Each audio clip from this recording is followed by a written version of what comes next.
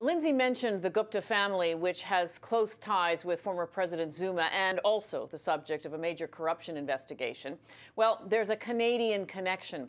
The Crown Corporation Export Development Canada loaned the Guptas $41 million US to help finance the purchase of a luxury Bombardier jet.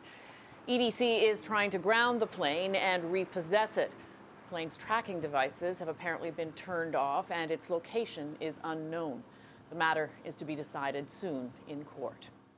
Now, another perspective on the political landscape in South Africa. For that, I'm joined by Dirk Kotzé. He's a professor of political science at the University of South Africa. We reached him in Pretoria. Professor, it seems that the challenges facing the Ramaphosa government are no less daunting than the challenges 2 decades ago when the ANC first came to power. How have things changed, if at all? Well, many things have changed in the sense that, first of all, political changes and constitutional changes were very significant. The political landscape today and that of 20 years ago, or 1994, when we had our first election, are two completely different worlds. So that, I would say, is very significant. The constitutional situation in South Africa has strengthened, has been consolidated. The institutions, the constitutional institutions, our so-called Chapter 9 institutions of our constitution, like, for example, what we call a public protector, which is like an ombudsman, our human rights commission, auditor general, the independent electoral commissions, they all have established themselves significantly and are truly quite independent in South Africa at the moment. The socioeconomic situation, on the other hand, has not necessarily improved to the same extent. The Gini coefficient, the level of inequality in South Africa has actually increased and not decreased. While at the same time, the black middle class in South Africa is now actually the biggest component of the middle class in South Africa. So that has been a very significant development also. But at the same time, our level of unemployment in South Africa is exceptionally high. It's very difficult to determine what is the real extent of the unemployment in South Africa. But that is possibly one of the most daunting tasks for the government, the ANC government. And that has not to a large extent changed since the early 1990s. How critical is land reform to addressing that inequality? There's been some very explosive language, comments from an Australian government official that, white South Africans should perhaps get expedited visas to be able to leave the country. Some have even used the word genocide. It sounds potentially explosive, but how important is it? Well, the governing party, the ANC, presents it as exceptionally important, as very important.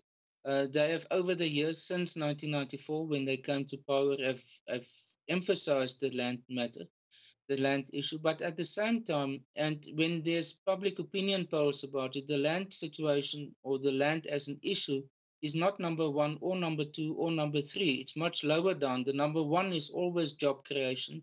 And number 2 is always about education.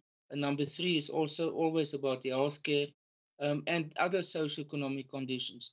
The South African population is urbanizing at a very high rate. According to our official statistics, about 2/3 of the South African population is already regarded as urbanized. Now, within urban areas or on the fringes of the big metropolitan areas and urban areas, there's a lot of pressure on land in order to be able to have access to land for the building of houses or informal settlements. So at this stage, there's more pressure actually close to the urban areas for land for the purposes of accommodation than land in agricultural areas or in rural areas. But from an emotional point of view, linked also to the idea of national liberation, and our neighboring country, Zimbabwe, emphasized it also very much, that emotional link between liberation and land is a very strong link. And the ANC cannot completely get away from that. And that is why we are now approaching a national and provincial election in the middle of next year, 2019, as well as we had just 3 months ago the ANC's national conference. That was an electoral conference as well as a policy-making conference. And at events like that, there is a heightening of focus and emotions with respect to land.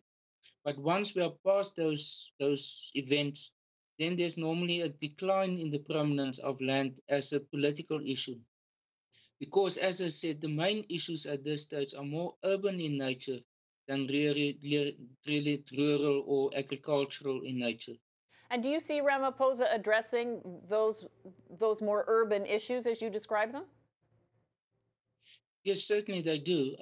They have the government over time have had several plans, turnaround plans, improvement of, for example, establishment of infrastructure. The government every year reports about the gains made in terms of electrification of households, of linking them to water, to clean water. And other forms of urban infrastructure. So, and then at the same time, also building of houses, the so-called RDP houses that we call them in South Africa. So there's a lot being made, and the government, in terms of statistics, present that as always the success story of the government, to what extent they've turned around the living conditions of especially Black persons in South Africa since 1994. But the same cannot be said about the transfer of ownership of land in rural areas. And I think that is why land has become such an emotive issue in South Africa, because it is associated with the upliftment of the population in rural areas. But as I've indicated, the demographic changes that are taking place, the urbanization that is taking place at a very high level, means that there is, in a sense, less and less pressure on the rural areas. However, and this is where President Ramaphosa comes in when he's talking about the land policy, he says that, yes, it is about expropriation of land without compensation, but that first of all requires now a constitutional amendment with a two-thirds majority. But he qualifies that by saying that land policy can only be implemented if it does not negatively affect food security in South Africa. Secondly, the production the agricultural production in South Africa, and that also that it does not affect negatively the South African economy. So it's very much qualified. It's not just an open agenda, open slate in terms of the land policy that the government is talking and debating about. So it's not yet a done deal, in the sense that the constitution has not yet been amended. It has actually been referred to a parliamentary committee that must investigate it and report back on that by the end of August. Professor Kotzé, thank you very much for your expertise on all of this. Thanks very much.